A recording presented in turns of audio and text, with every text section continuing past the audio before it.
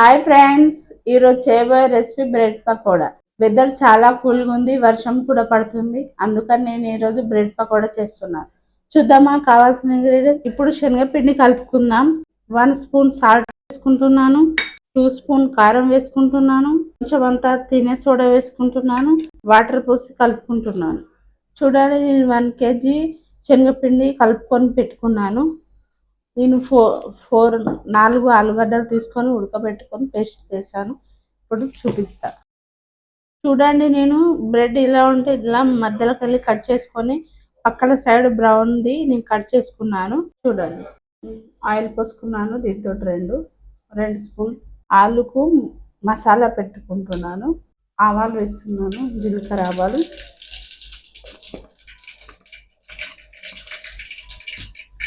Onions వేసుకుంటున్నాను. Onions fry అయ్యి అల్లం పేస్ట్ వేసుకుంటున్నాను. కలుపుకున్నాం లైట్గా. నేను 3 పచ్చిమిర్చి చిన్నగా కట్ చేసుకొని వేసుకుంటున్నాను. పచ్చిమిర్చి కొంచెం ఫ్రై కావాలి. చాలా కూల్గా ఉంది కదా వెదర్, వర్షం కూడా పడుతుంది. ఇలా అలా మంచిగా చేసుకొని తినచ్చు. చాలా పిల్లలు కూడా చాలా ఇష్టంగా తింటారు. కొంచెం కలర్ కోసం కొంచెం లైట్గా పసుపు వేసుకుంటున్నాను. ఫ్రై కావాలి పచ్చిమిర్చి. ఇప్పుడు ఆలు పేస్ట్ వేసుకుంటున్నాను. కలుపుకుందాం. కొంచెం సాల్ట్ కూడా వేసుకోవాలి. లైట్గా కొంచెం సాల్ట్ వేసుకుంటున్నాను. బ్రెడ్ పకోడా ఫ్రై చేయడానికి. ఆలు మసాలా రెడీ అయింది. ఇప్పుడు మనం బ్రెడ్ పకోడా వేసుకుందాం ఆయిల్లో. ఇలా బ్రెడ్కు మనం ఆలు పేస్ట్ ఫ్రై చేసుకున్నాం కదా, అది పెట్టుకోవాలి. మసాలా పెట్టుకున్నాం కదా, ఇలా పెట్టుకొని మనం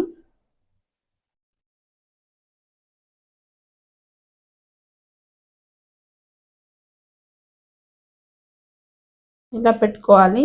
ఇలా పెట్టుకొని దీనిపైన ఇలా పెట్టుకోవాలి.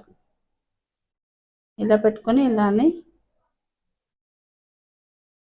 శనగపిండిలో ఇలా డిప్ చేసుకొని ఆయిల్లో వేసుకోవాలి.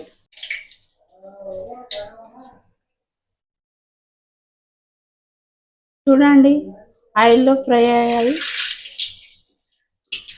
తీస్తున్నాను. బ్రెడ్ పకోడా బ్రౌన్గా వచ్చేసింది. మళ్ళీ పెట్టుకుంటున్నా బ్రెడ్కు ఆలు పేస్ట్, ఆలు మిశ్రమం.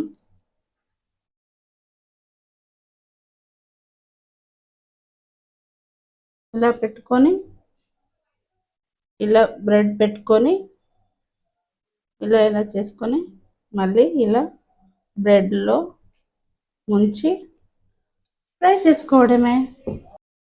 చూడండి, నేను ఇంకో బ్రెడ్ పకోడా ఫ్రై అయింది, తీస్తున్నా ఆయిల్ నుంచి.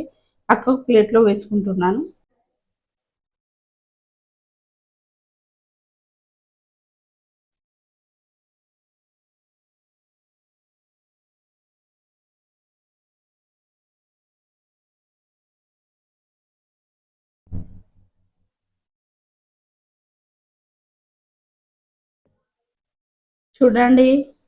చూడండి, బాగా ఆయిల్ హీట్ ఎక్కింది.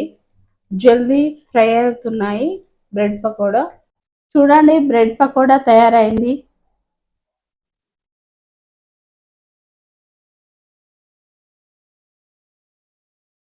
Like and share, subscribe friends, subscribe చేసుకోండి. బాయ్.